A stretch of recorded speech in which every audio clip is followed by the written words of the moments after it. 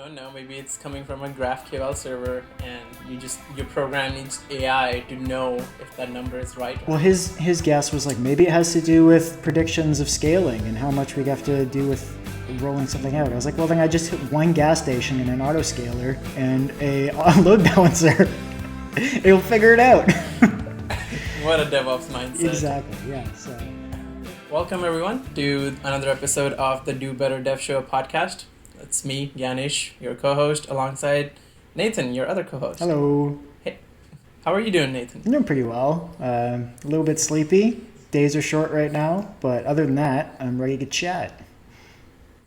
Chatting sounds great. Are you just not hopped up on pre-workout every evening? No, it sticks around in my system for a good too long. So basically, it's when I first wake up, and that's about it. And I had some last week for the first time in a while, and I was seeing sounds. So, wow, yeah, gotta be careful with that.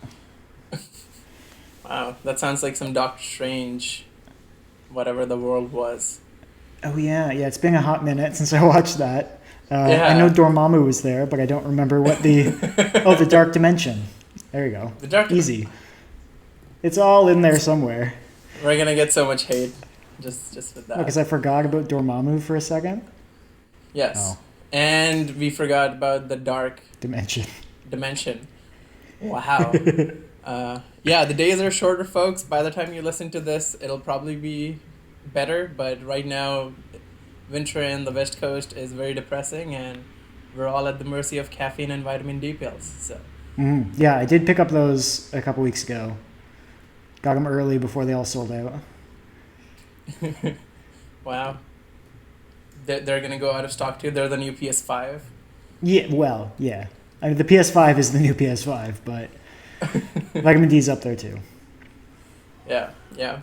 All right. So today we thought we would talk about certain interview questions and how we approach them and what we think is what the interviewer is looking for, both being on sides of as interviewer and interviewees.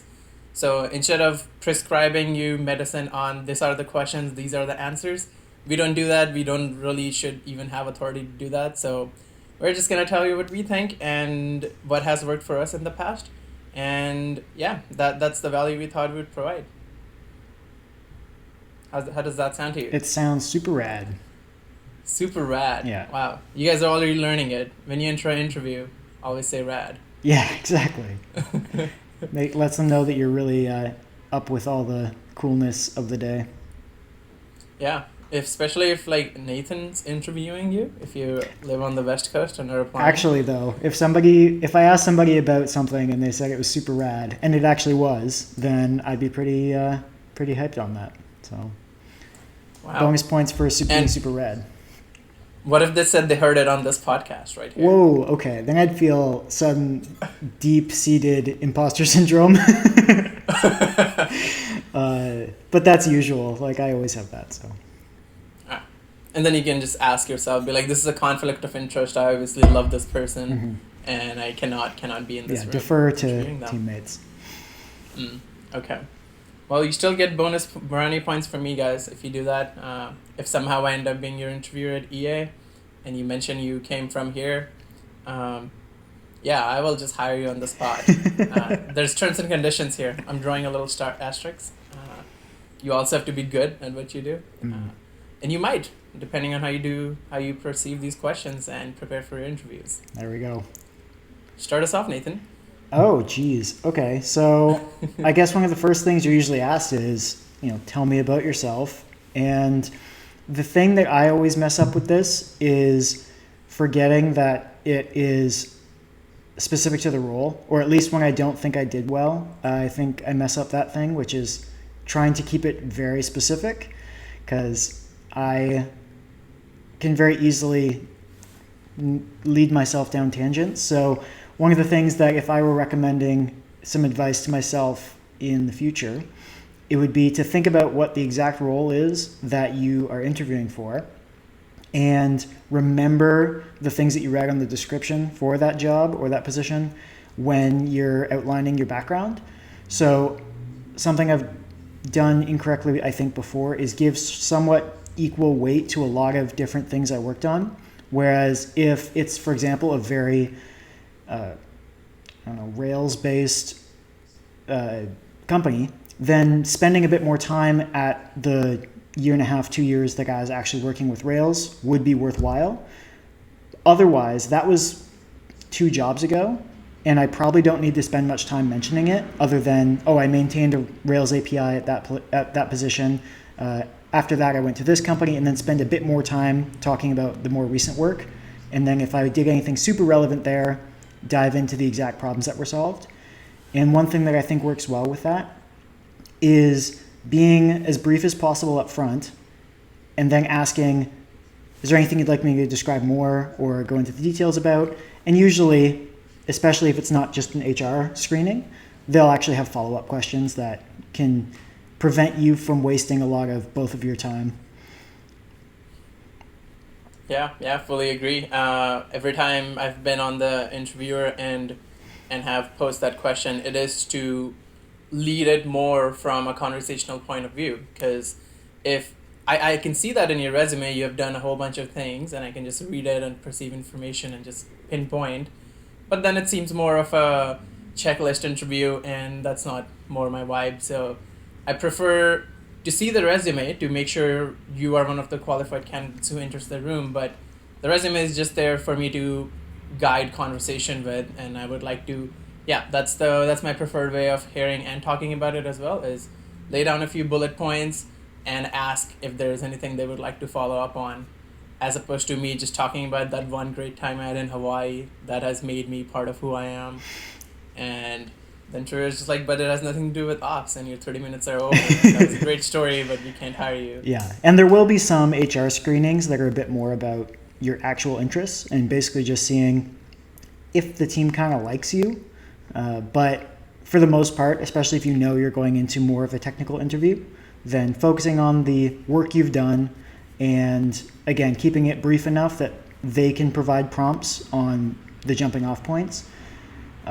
One of the things that I've found has worked well when I'm interviewing is if they give me that chance to jump in, having a couple things top of mind from their resume that I think look interesting. So, for example, if they've done a whole bunch of one thing that's unrelated to, for example, .NET, and then they just have one job, and it's like, you worked here for 6 months and you said it's all .NET, like, what was your experience? Why did you leave so soon? If there's something very specific you can ask about, then they can give you a bit more background. They open up a little bit, and it builds on the discussion, as opposed to just sort of leaving it hanging and hoping that they have something interesting to say, because they're probably a lot more nervous than you are. Yes, yeah, that was definitely a very important skill that one of my HR actually taught me about, that they are more afraid of you than you are of them, and it's just the main job I go in to seek as the interviewer is to make sure they're comfortable and can connect with me. And now that I've done that, as an interviewee, I always sort of just go in with the faith that they also went through similar trainings or experiences, and they're not there to, they're not against me. If I'm going there, it's to talk about these things and be comfortable and be how I would with them as a teammate. I just go in with the vision that I've more or less hired, and this is the week or the day where I introduce myself. This is my first impression. Totally, yeah. One of the things that I have been able to do as I've gotten more experience with interviewing and just more experience is not trying to predict what will impress them or be impressive in general. It's just the, so-called best version of myself as the interviewee is just being polite and patient. And as long as I can do those things, just like answer the questions, if they have at least some level of humor, then you can joke around a little bit, be a bit lighthearted about it. Everybody feels better at the end of it. You'll sweat a lot less, which is nice. And it's just, I've actually had a lot of fun during a lot of my interviews over the last couple of years, just because I realized I didn't have to take them quite so seriously. So that'd be my 2 cents on that. Yeah. And once you're in the team, then you can be all non-polite you are. And then... Exactly. I can just be myself. We're already hired. They'll put up with it. Yeah. I guess that's why we have probationary periods. But yeah. Yeah. Do you have anything to add to the initial questions that people ask? Well, I mean, I guess that's the big one, right? That's the one you enter with on tell me about yourself, and then the next one usually is they ask you about your work experience, and like sort of when they say tell me about yourself and you've given them a highlight of the things you're interested in, and they probe you again, which has happened to me in the past, where it's like, okay, you didn't have any follow-ups on those specific things I just said, but you're clearly looking for more information to jump on a tangent or get more detail. So what I usually do then is, as you already mentioned, is keep in mind what specifications or what specifically this job is for, Mm-hmm. and then highlight from my work experience that I've done those things. Then I would go into a little bit more detail on, okay, this is the stack I set up using these technologies for this job. This was the problem we were trying to solve. This is how I solved it, and this is how well it performed. I mean, when you would look up how to make a good resume, that's one of the things they tell you is problem, how to solve, and numbers. People love numbers. So I try to bring that up in my talks as well, because it sounds a lot better in person, especially when you're like, oh, I improved the efficiency by 80%. You're like, whoa, that's crazy. As just reading 80%, it's like, okay, that's pretty cool. Because then you can show off all the things you've done and everything. And yeah, basically just reiterate your resume and go over the things that are highlighted. If you have full stack experience, but it's a DevOps role, maybe talk more about the DevOps things, and then you can say, while you're ending your sentences or your words, is then I've also done a whole bunch of full stack stuff that I enjoyed with these technologies, and then maybe let them lead on and ask more in-depth questions. Yeah, so I think what you're kind of highlighting there is the importance of a bit of storytelling and not just bullet pointing. So it's Yes. instead of just being straight up with, I worked on React, we had Redux, I worked with Rails, and we had a front end that was built in Angular. You go, all right, well, I was working on this project, we're building this sort of thing, it had this sorts of problems, and then it gets the interviewer a bit more engaged, which is absolutely something that's helpful, because if they're really bored, they're going to have a less positive reflection on how the conversation went when they actually go to touch base with the rest of their team. Yeah, especially because that's how it starts, right? You lay out bullet points, and then they will ask you to elaborate more. Or other way they generally frame that kind of question is, what was your favorite project and what was the best thing about it? And that's when you go on this complete story about, this is the thing on my resume that I love to highlight, and this is why it was great and how I grew and learned from it. Every time you tell any story, make sure those are the points you touch on. What was the problem? You always need to tell them why, what was the value for this and why you did it, how you did it, and don't overshoot. Always, because they'll know and they'll call you out on it. Try to use I instead of we as much as possible. It doesn't matter how much of a team player you are. They want to know how you did it and not how you did. As a collective team unit, they will ask you about those questions later, but they want to know everything about you. So don't say, I deployed a complete authentication system myself, if it's not a complete truth that you can back up. I can't tell you how many times I've been questioned in an interview of, you built a complete CI/CD on your own on this platform? And I was like, yes, I did. And then I have to sit down and talk to them about it. And yeah, and somebody has tried to tell me that, and then I question them on, because I've built one.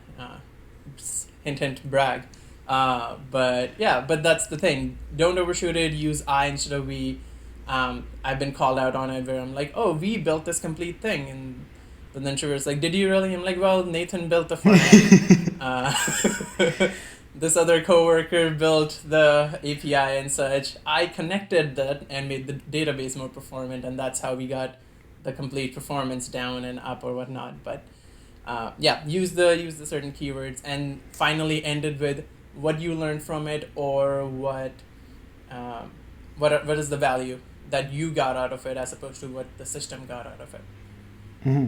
Yeah. So one thing that I find helps get more out of an interview when I am interviewing or if I am being interviewed is just adding little tiny hints of commentary as I'm going through my work history. So if I mention something like working with Angular JS and say, oh, I try not to bring that up a whole lot because can't say I really want to go back to it. Move on to the next thing. Then when something comes up that I really enjoyed working on, mention that I really enjoyed working on it, or that it was a good learning experience, or there was a lot of problems there, but I think it was a net positive. If you've worked with a sort of strange technology that someone hasn't likely used, and you think they might find it interesting, you can bring that up and say like, oh, that was an interesting little side project I worked on. And just adding those little like sprinkles of personality can make those points not only more memorable for the interviewer, but also when they get to the point of they've gotten through the required things they have to ask you, they can say, all right, so what about that thing that you mentioned? And see if you actually are really interested in that thing you said you were interested in. And obviously, if you're not, then don't do it. But if you're excited about something, then mentioning that can be really good because it'll lead to conversation later. And generally, I think people tend to do well when they talk about things they're excited about. So if you can mention that you're excited about something, there's a good chance it'll come back up and it will give you a chance to shine. Totally, yeah. Just be genuine about it.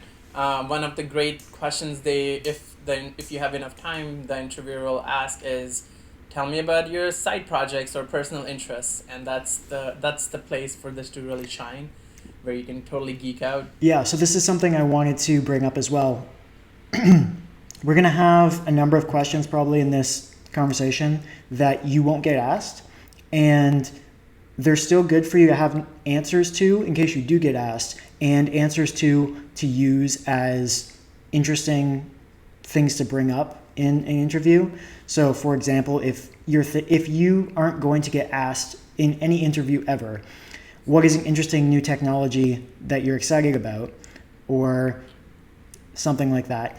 Having that in your mind is still useful, even if you're never asked directly, because then you can just throw that in to a conversation and say, oh, I was looking into web workers, or I was looking into this thing, and I thought it was really interesting, or WebAssembly is really interesting to me right now, and I'm looking to get more into that. And it shows that you're a bit curious about things too. And there's a lot of questions like that that show a little bit of whatever they would be looking for if they were asking. And if you can find a way to incorporate a few of these pre-planned answers into other answers, then it, again, just makes you a bit more interesting, which being more interesting and more memorable, as long as you're competent, then the being interesting and memorable is what really helps you stand out. And I think a lot of people don't realize that. Yeah. And half of that is killed by, no matter how confident you are, you will be nervous in an interview, and half of that interestingness will get killed if you are memorizing and just saying robotic answers as opposed to things you genuinely like and are interested in, and you can somehow sprinkle that throughout things that you're talking about. Yeah. So what about technical questions? Do you have anything jotted down for preparation for Not technical? really. Or? I have mostly like behavioral questions here.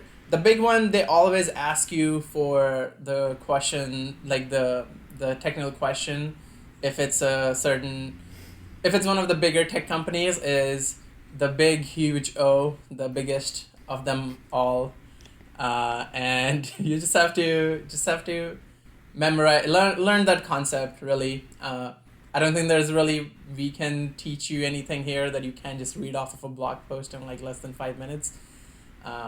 Or Cracking the Coding Interview, a great book, go read it. But this podcast is not sponsored by Cracking the Coding Interview. No, just to be clear, I read that book probably 7 times, and I still didn't crack the coding interview. So, but you know what Big O is? Yeah. My point stands. Yes. All right. Yes, of course, doesn't matter. There's all sorts of other factors, company, your likeness with them and such, which is not just you are good at what you do, and that's not what gets you in, because you have to also be interesting and other cards have to be aligned. And not get in a disagreement with the interviewer. I don't know. That's a great point. So what kind? I mean, obviously, don't be a dick. Wow. Oh, do we have to like mute it out? Do we have to beep it? No, I don't care. I was saying that's going to be impossible for me. No, not for the interview stage. Right. Yeah. Yeah, that's true. Well, there's a difference between. Okay, you're underselling yourself. We'll move past that. But yes, but that's actually a thing. Another one of the questions that I personally really like when they ask is, tell me about a time you had a disagreement with your coworker or manager, where they're looking at, or even a subordinate, where they want to see how you deal with different shifts of power, I guess, for lack of better words, because you don't really have any power over anybody. But that was one of the things, and I have disagreed with interviewers in the past during the interview. As long as you do it politely and you explain your points, I don't think there's anything wrong with that. If you slam the table and you're like, no, you're wrong, you suck, and walk out, then that's a different story. Yeah. Can't do much. Now, there's definitely some interview stages or teams that will try to push on you to see if you are really bad, for example, at taking feedback, because that's really important day to day. If they have a culture of doing something like code review and they're reviewing some code that you wrote or giving you feedback on your answers, and if you're super defensive and horrible about it, it doesn't matter if you're right, they're not going to want to work with you. So I was just thinking of, I was doing an interview at a company, and I was trying to finish an answer to one of the coding problems, and he was giving me prompts that were unrelated to the solution I was taking. And I was like, I'm just trying to finish my thought before I lose it. And he kept interrupting, and I don't think that helped, because I was clearly aggravated by his prompts. But I was like, I know what I'm trying to finish. Let me just finish this before we move on to whatever your prompt is. So. But then that's a great example of a culture you don't want to be a part of, right? Yeah, I do not mind not being there right now. Yeah, so that's I guess the mutual fit. If it's not that if they don't hire you, it's you're the problem. Maybe it's not a good fit. Maybe mutually that would not have just worked out based on the effect you perceived in the interview. Mm-hmm. Yeah, I think we might have discussed culture fit a little bit in a previous podcast, but one of the things that has definitely stood out to me recently is that there is no one good culture, and it doesn't mean that you're going to fit. So if they're doing a culture fit interview and it's not going well, it might not be your fault. It might just not be a good fit for either of you. And so those things happen, and it's important to not take those sorts of things personally, especially if you generally get along with people, for example, and then you're just not really clicking with your interviewers. It's probably not your fault. It's probably just the two of you don't click for whatever reason. And maybe that means you have to wait another 6 or 8 months before you can reapply, but you just do that. And you reapply, and hopefully you get a better draw next time, if you still want to work there. Yeah. Or by the time you actually start your position, they've just completely hired a whole new bunch of people. Mm-hmm. And you just get along with all of them. You're just so personable. Actually, going back to that question, then describe what do you think they are looking like? What's a good way to answer that when they ask you if you have had disagreements with people above, below, or same job titles as you? Are they just seeing if you're just like a yes sir kind of person? I'm not sure I understand your question. I'm just trying to lead you into talking about this question more on what, from your perspective, how would you answer it? Oh, okay. I was trying to do it very unsettling. I still don't know the question though. What's the actual question I'm supposed to answer? Oh, the question Yeah. is, describe a situation in which you had a disagreement with a superior or manager, and how you handled it. Oh, okay. Yeah, so I guess what you're trying to answer with something like that is, again, just showing that you have stood your ground on something, and ideally, you were probably wrong if you're going to tell this story. That's the best type of story to tell because it shows that you both stood your ground and were able to accept being wrong and understood why, and then you can follow up with what you learned from it. So if you have one of those stories, file it away, remember it, and explain this was the situation, this is why I believed in what I believed, this is how I adapted it to present it to the person who I was trying to convince. In my particular case, chances are pretty good that I just wrote a doc and then messaged them and said, like, this is the thing I'm thinking about, this is why I think we should change what we're doing, or because most of my agreements are probably about process most of the time. And just be like, here's my process proposal for what we should do, and this is why I think it's better. And, you know, they'll get back, and if they're like, we're not doing that, then yeah, they're not doing that. And you can either learn from that, which in my case was more so just, all right, I should probably go somewhere where it's more accepted to give suggestions. But if it was more of something that was a proper right or wrong answer, then maybe you're arguing about an implementation detail and you got very defensive and they were telling you that you were wrong, and then you realize that they were right, and you needed to learn that sometimes you just need to go read the docs first before you are trying to argue with somebody in a meeting. Yeah, reading the docs is a huge prerequisite to doing better. That's right. Quote that, put it on a wall. But yeah, that's essentially what they're looking for. At least that's what I've perceived in the past, is humility, figuring out, seeing if you actually are humble enough to admit your mistakes. Big H word. And it's a great quality. It's like some companies even have it in their like core values and whatnot. But yeah, there's that's what they're looking for. And then another thing they're looking for is if you actually, how you stand your ground, basically. So if you just did it because you had a feeling, that's probably not going to come across very well unless the ending of that story is, I accepted the argument because they had a rational argument. Because at the end of the day, it's a workplace and you're all trying to make things better. And to do better, you need numbers. You need actual concrete numbers to stand your ground.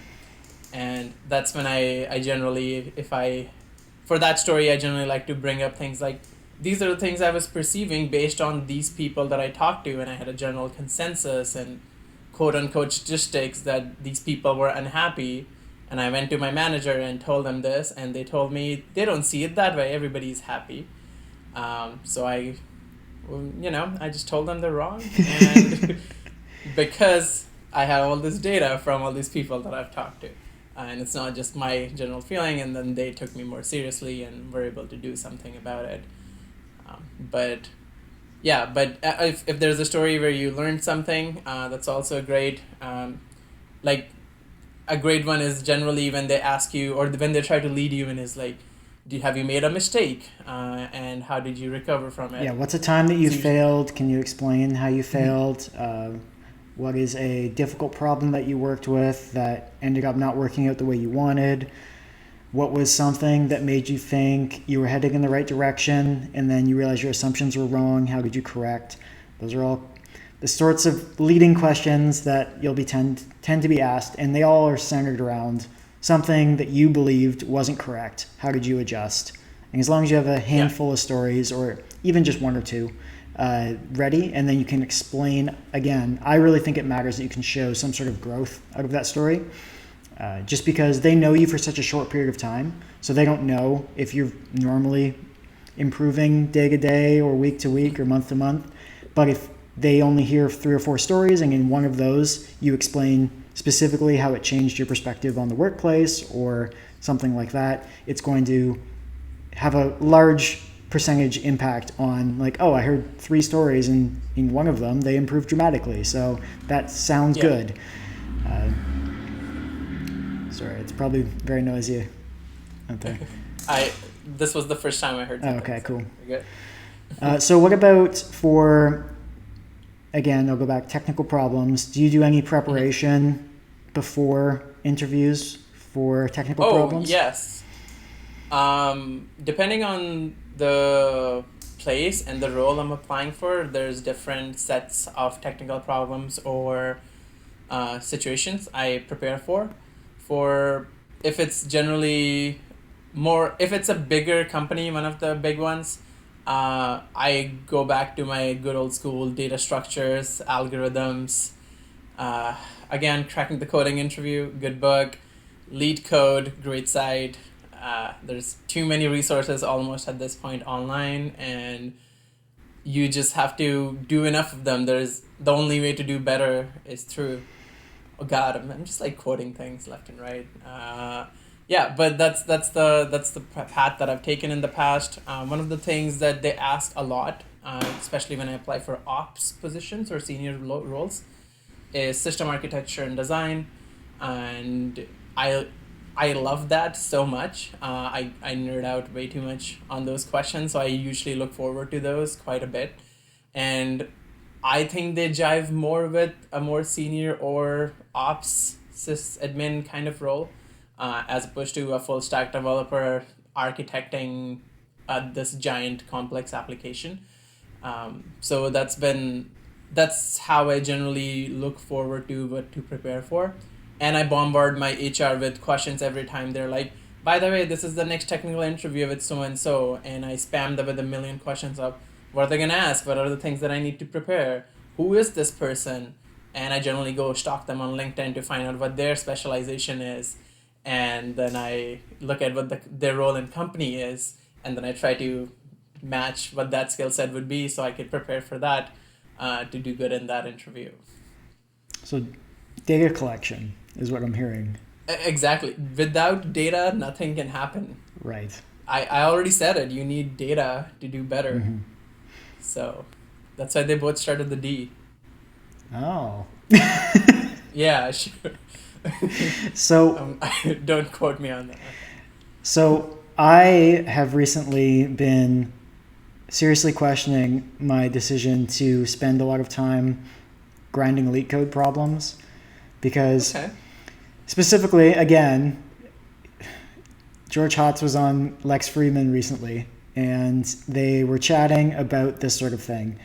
And his perspective was, why would you want all that those sorts of problems show is that you're willing to grind elite code problems, and why would I want to work for a company that values wasting my time by grinding elite code problems? And so I was like, that's actually a really good point. Like, is that kind of what it's like working there, where it's just kind of like grind on boring stuff all the time? Because if that's what their pipeline's like and it's filtering for those people, it seems like a bad sign. So I'm a little bit unsure about whether I want to keep doing that, but for full transparency, I spent like the first half of 2020, every single day I did at least one leak code problem, and it was a substantial improvement, but you get rusty really quick. So picking it up again every couple months, the first few days, it's rusty because, believe it or not, almost nothing to do with your daily work. So if I had one piece of advice, it'd be, sure, if you want to work at FANG companies that are still doing terrible interviews, you probably need to do it, realistically, but you don't really need to do it otherwise. So try to spend as little time as possible to get whatever you need to get out of that, and don't do anything more. Go learn real stuff to do with real work. And unless you love it, if you love it, you can do whatever you want. I don't care. But if you don't love it, like me, and you enjoy the occasional problem but not daily problems, then try not to waste your life on it. That is a great point. Yeah, depending, again, tailor your preparation to the job you're applying for, and the company. It was a big sticking point for me as well, doing all those algorithms and everything. One of the great things after my first two screening interviews, at least, In the in-person interview, EA didn't ask that many algorithmic nonsense. Mm-hmm. They did have certain questions that they were looking for certain patterns like that, but my interviewers were very easy to talk to, and they mostly were focused on my skills of debugging, how I would improve that code and everything, as opposed to, all right, we have 20 minutes, rewrite this binary tree using whatever class method you like, because 100 people have already done it in front of us, and you will be just another pawn who ends up doing that because you grinded on lead code for 20 hours. So that was a really, really well interview. Of course, in initial screening, the online test assignments that they send you still had that. Sadly, for a DevOps role, that had I may have written maybe like, I don't know, 500 lines of code in the 8 months I've been there. Oh, wow. Which is a very low number if you really think about it. Yeah, that's not very much. Yeah, it's been mostly configuration files, documentation, architecture diagrams, which is what, as my role in DevOps, I would be expected to do. So yeah, but similar role in in a company in the FANG scale, just made me do so much binary trees that my hatred for them did not go down. Because there's so many smart people who are significantly smarter than I am, have written libraries for those, and all I have to do is import btree, and I'm done. Yeah. Yeah, I think those things are really important to understand, but being able to knock them out while somebody watches without the ability to run the code, without any access to the internet, without any ability to write tests for it to find out if you've missed something, and write it on a board, which you don't write code on a board. Like, all of those things are so irrelevant that, again, if you can minimize your commitment in that, it'll make you a better candidate after you've gotten the job. It just unfortunately might make it harder to get the job in the first place. But understanding things like, top-down versus bottom-up caching and recursive algorithms, those sorts of things are really important.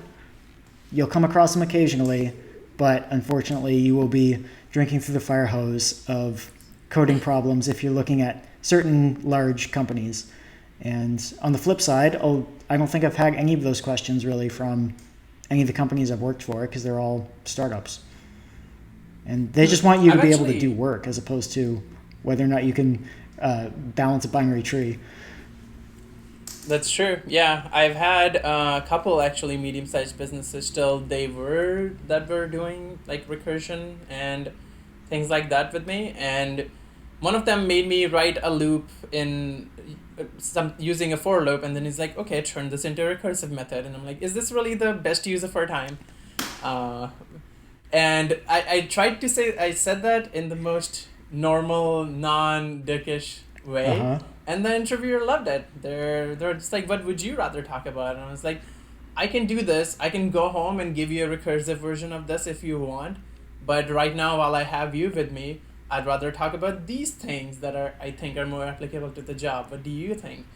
And they loved it so much, they extended me an offer, but I didn't accept it. Oh. But just casual flex. Don't mind me. Casual flex, yeah. But, the point being, you can bring it up depending on the job. Of course, if I had done that at one of the FANG interviews, they would have just been like, yeah, you can leave. That's okay. We have 20 other people standing in the hallway.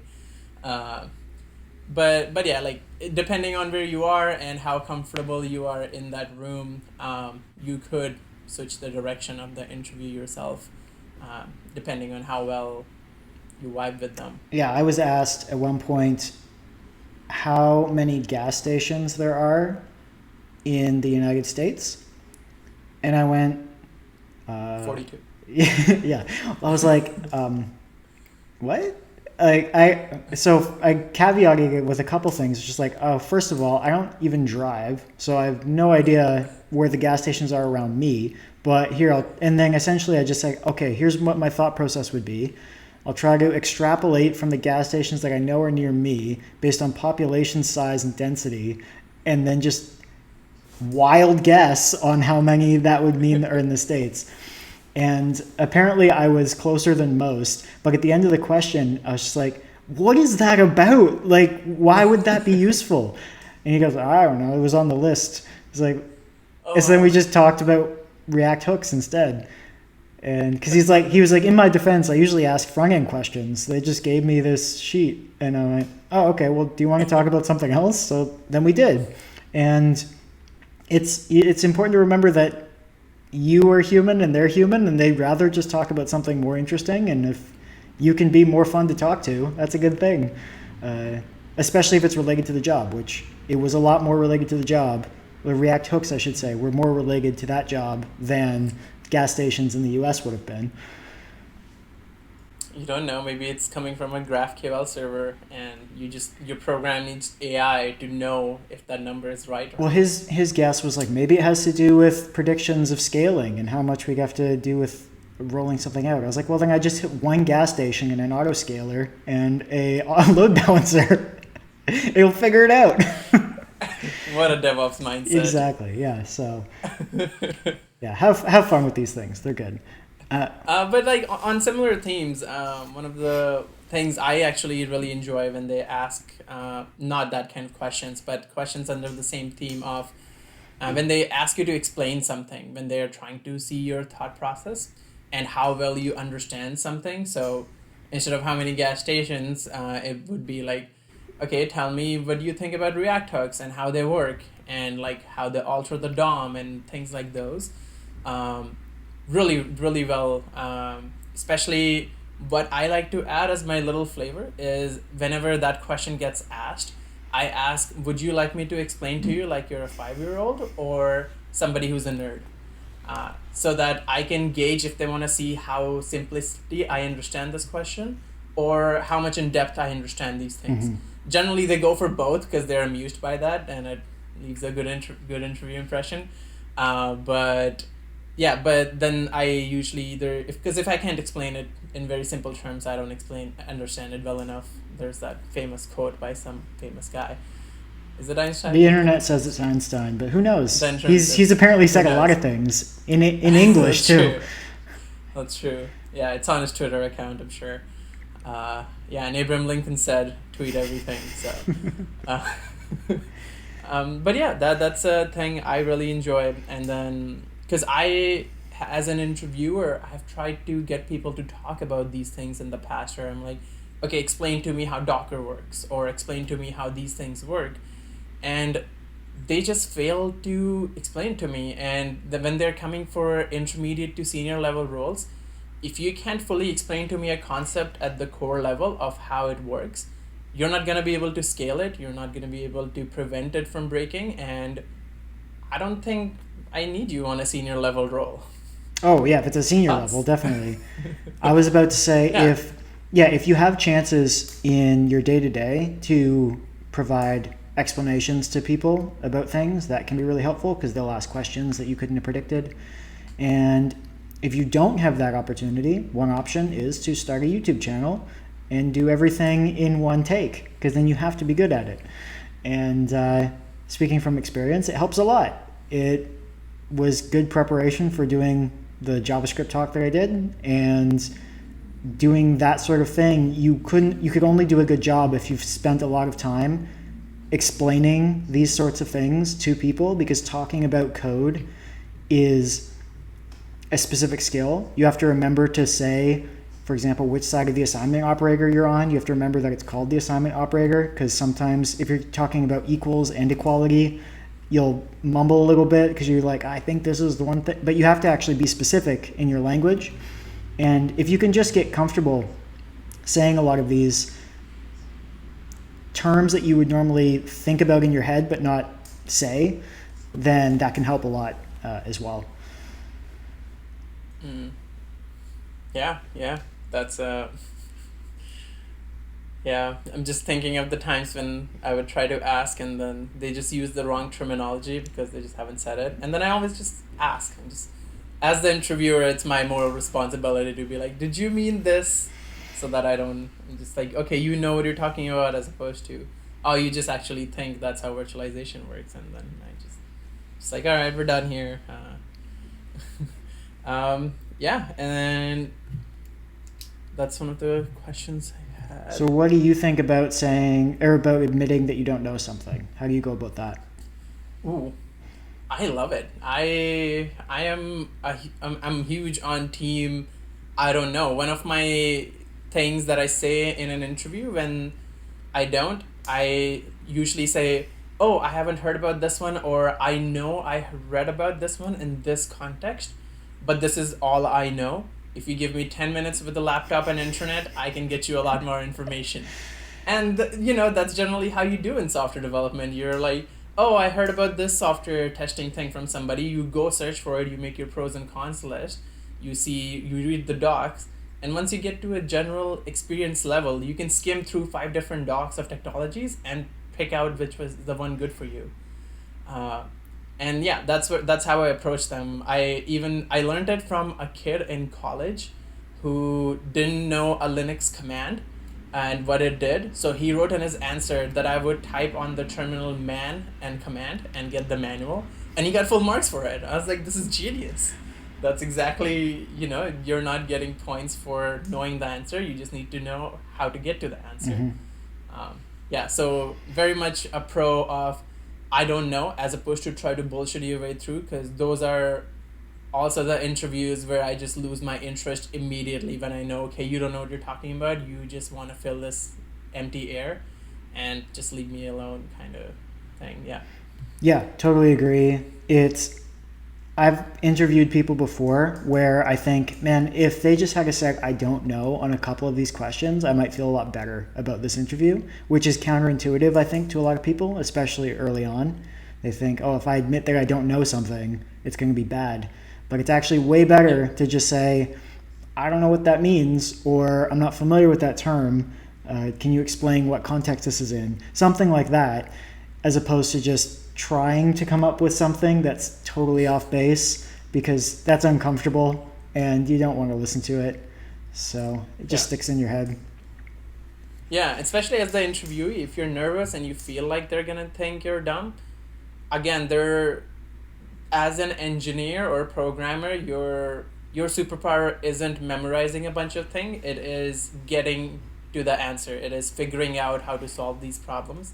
So if you can define processes and admit things when you don't know those things, it's just, oh man, it leaves such a good impression where it's like, oh, that guy was humble. They knew. And then you play Humble by Lonely Island and have a good time in the interview. But yeah.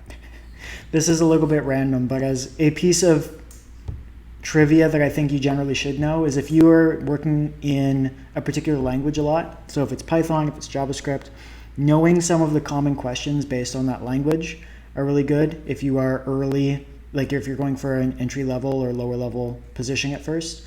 So that's when you're likely to get questions where they're considering you as, does this person know anything about the language that we're going to have them writing in?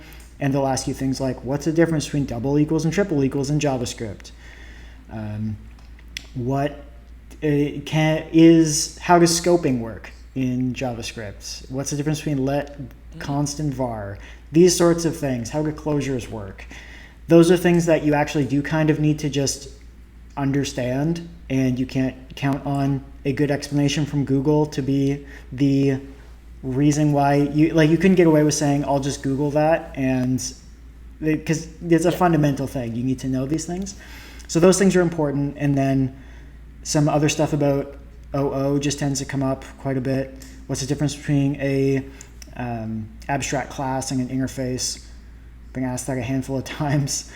And just knowing those general principles are helpful, more so than, say, the specifics of a particular technology like Kubernetes or something like that. Yeah. No, totally. Yeah.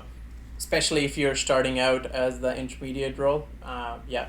Knowing the basics, it's what's going to make you a good developer, because you'll sooner or later realize all languages are more or less same. I'm sure that sentence is going to get me into trouble, but the learning curve isn't all that bad once your basics are clear on what you're doing. And they're going to test you on that, and they will know if you haven't actually worked with that language. Yeah, my current team, actually, they asked me, so your main languages are JavaScript and Python. What out of 10 would you rate each of those? And I'm pretty sure I put my JavaScript at like an 8, because I was a little bit rusty on some of the super weird stuff. And I was like, my Python though, I've been writing it for like a year and a half. Probably, I think I said 4. It was either 3 or 4, and I think I said 4. And they were stoked. They were like, that's a good answer. The last guy we hired, he said an 8, and he was terrible. And I was like, oh, okay. So a little bit of honesty, especially if the team is generally convinced that you know what you're doing, it can be endearing. So you don't have to pretend you're a hot shot at everything and show where your weaknesses are. It helps. Also, they'll ask you about that. What are your weaknesses? And being prepared to answer that in a legit way, not just I like to work too hard, because those are the worst. Yes. Yeah. I care too much. I'm too honest. And then they're like, well, that's not a good skill. And you're like, I don't care what you think. Yeah, I have people who will vouch for me. I am too honest. But yes, yeah, it's your willingness to know some of the things you don't know and how you would go about learning them, or why you haven't learned them yet, or something along those lines. Yeah, my go-to, whatever's genuine. My go-to for the technical side, whenever it's what are your weaknesses, it's always just operations, because I've always worked with an ops team. And so at that point, I usually go into explaining where the sort of barrier was between the two teams and saying, this was my responsibility up to this point. This is the stuff we collaborated on. And then anything beyond that was them. And so generally it breaks down to, if I had to be responsible for managing the uptime and stability of our application, I don't have a lot of experience there. If you just need relatively stable images built and pushed to a repository, like, I got you on the dev side. So as long as you can present, actually, again, just ending things with more of a positive note, sort of like I said, with the showing how something you struggled with turned into a learning opportunity. If you can say, my weakness is this, and then just sort of end off with, because I've spent most of my time doing this sort of thing. It just sounds positive. It feels better. And that tends to be how I try to answer those sorts of questions. Yes. Yeah. And not like, also when you're explaining that, don't diss on something or somebody else. Like, oh, I'm not good at Kubernetes because my last manager won't let me work with it. That you're just deferring responsibility, and that's going to come across as a negative. Unless it's even if that was the real case, you could have just learned that in your own time or something. Just coming off across negative does not help your personality or chances in the interview. Yeah. Cool. Yeah. Do you have any more notes? The final, actually 2 questions. If you're also, or I guess a bullet point, if you're especially starting out for interviews, one of the things that generally gets overlooked at, especially if you're applying for a dev role, is how you test things, or how you handle when things get broken, like something breaks your software, and just knowing certain test practices. And if you're starting out, just put in a good habit of learning how to write unit tests. It's going to help you so much as you grow and scale your software. We have another talk we've done with this. It will be linked in the description. Go listen to it. It's all about testing. But yeah, it's just an important point that usually gets missed. And if you as the interviewee brings it up on, while I was learning or doing this on the job, I also did testing, that's usually generally a good A++ point you get. Yeah, what was the original bullet point before you went off on testing? It was just about testing, eh? Yeah, it's like when they either ask you on what would you do if your code is broken, or what's your testing strategy for writing code. I don't think I've ever been asked that in an interview. Maybe I should start bringing it up. Yeah, we brought it up as part of interviewing for some of the candidates at the last job I had. Near the end. It wasn't when I was being hired. Yeah. And then the final thing I had that every company mostly asks is, why do you want to work here? And the answer is not because I need money. It's just, even if that's true, do not say that. It does not come across funny. Yes. So Gyan clearly collects a lot of data on the people he's going to be interviewing with. My big thing, before I'll even respond to a recruiter, is going through and learning a bunch about the company.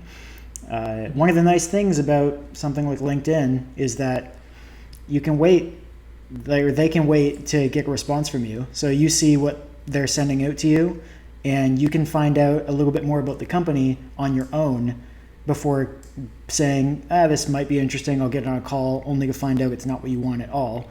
So you can look up the company, learn a bunch about it, and that's at that point when I'll start doing some filtering and thinking about whether or not it's a company I want to work with. And if things are building up as you're going through the process, it gives you a chance to look for more and more reasons why things might be interesting to you.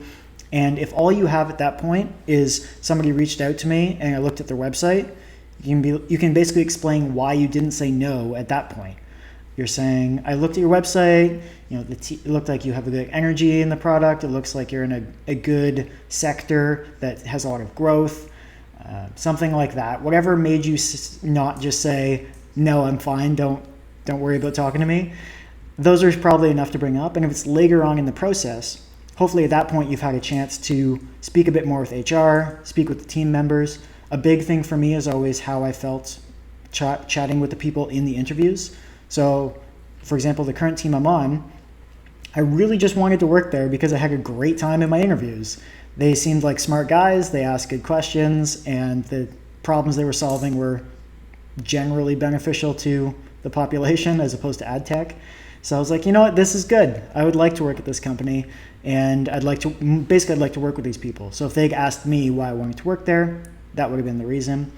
If you're super into doing something like game development, maybe that's why you want to work at a company like EA. It doesn't really matter if it's EA, it wouldn't matter if it's another company. You're just going, I actually just really want to get into game development and I have a chance to talk to you guys, so that's why I'm here. And you can always say, I'm hoping to learn more about X, and Y, and that hopefully will mean that you get a chance during the interview process to learn more about those things and give you an honest perspective on whether or not it is a good company for you. Totally, yeah. I don't know, at the end of it sounded like you also just collect data and then talk to them about it. Yeah, my point was that you learn about interviewers, and I was just saying similarly, I start by gathering data about companies because data is how you do better. That data is how you do better. Yeah, it's been a tagline of this whole podcast. Data-driven doing bettering. Data-driven. Oh no! Don't make it a buzz. The do better hosting service. I don't know. But yeah, and then if you're starting out as a interview, like a junior person who's trying to apply, just every time I did that in my cover letters, that the ones that stood out to recruiters were the ones where I would go first scout and go over the company's website, see the things I loved, and then I would write a little blurb in my cover letter of, these are the things that I really liked that I think would go really well with my skill set and personality. And they love that. They want people to be interested, and if you do your research beforehand, you're already a little ahead of the curve. Yeah, the first job I finally got after sending out a couple hundred resumes was from a company where I finally went, you know what, they look like they're having fun. One of their things that they mentioned was having a foosball table. And so my opening paragraph, where I usually have 3 points that are just like, I have this experience, I'm looking to do this sort of thing, and then something else. It was like, serious point, and I'd like to improve my foosball or something like that. And it was very directed at them, and they could tell, and they appreciated it. So it definitely does benefit you to have at least some level of specificity, and if it happens to be fun, it stands out all that much more. Yeah, those are all the points I had. So I was waiting to the end because mine is the question that's always last, which is, do you have any questions for us? And what questions you typically prepare for them. So do you have any off the top of your head? The very first one I ask is, what does this role look like in right now for people who are performing it? If nobody is, what is the vision for this role? And like, what can I expect to basically learn in 1 week, 1 month, and 1 year? Uh, and I sort of then I know they have a vision for this role, and it's not just to fill in a seat, and because I don't want to go someplace where I'm not actually needed. And another one is they think you're interested in really knowing about how this job works and roles, so that mutual interest sparks joy. Nice. Good. I appreciate that.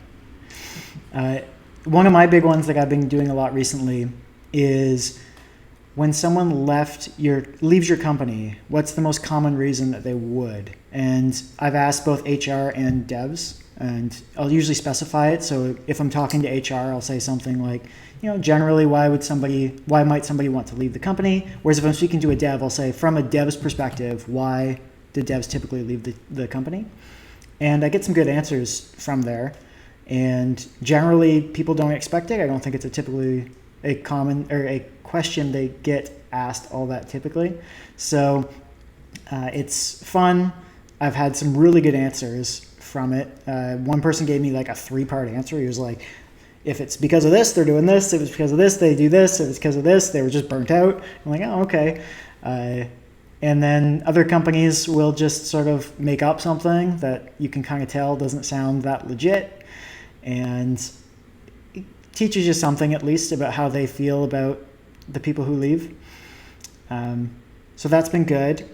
Another one, well, actually, I guess most of them, other than that, are pretty specific to the role. It's usually based on if there's anything unsure about their benefits, because usually they're a little bit brief in the description on their websites and whatnot. So if I haven't learned by that point what the details of some of them are, I'll ask that.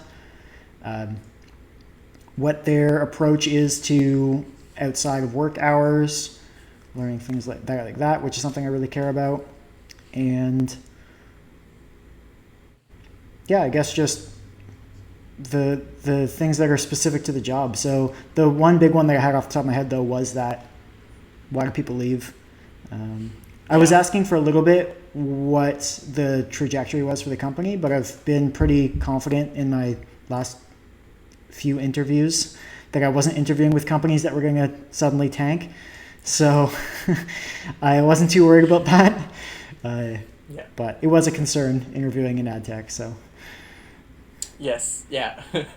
That's especially when you're interviewing with startups and mid-sized companies, it's like, okay, this is gonna be here by the time my RSP contribution is gonna come in. Yeah, will I make it through the 3-month probationary period? Yeah. Actually, one of the ones that popped in my head while you were mentioning why people leave has now escaped my mind now. Oh. Damn, by the time I said that sentence. Well, took too long to get to the end. I did. But I'll just go on to the other questions that I generally ask.